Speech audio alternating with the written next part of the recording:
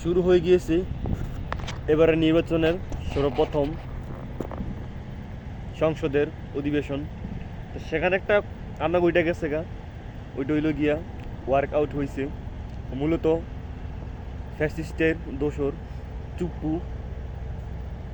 সে ভাষণ দিয়েছিল, ভাষণ দেওয়ার কারণে সাথে সাথে বিরোধী দলের নেতারা, এনসিপি নেতারা, জামাত ইসলামের নেতারা, হেফাজত,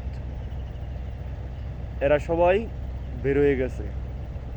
একবার স্পিকারের কাছে এসে তারা প্রতিবাদ জানাইছে এই পবিত্র সংসদের মধ্যে কি লেগা এই স্বৈরাচারের দোসররা আইসা বক্তব্য দিব কেন, সেই হিসেবে প্রতিবাদ করছে।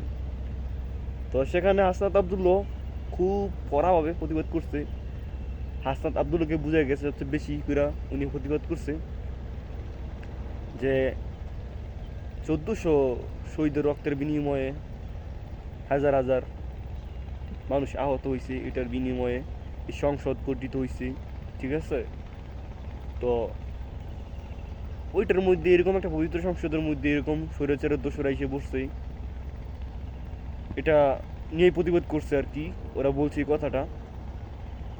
তো এটাই ছিল আজকের নিউজ খবর। তো আপনার মতামতটা জানাবেন। সবাই ভালো থাকবেন, সুস্থ থাকবেন। আল্লাহ হাফেজ।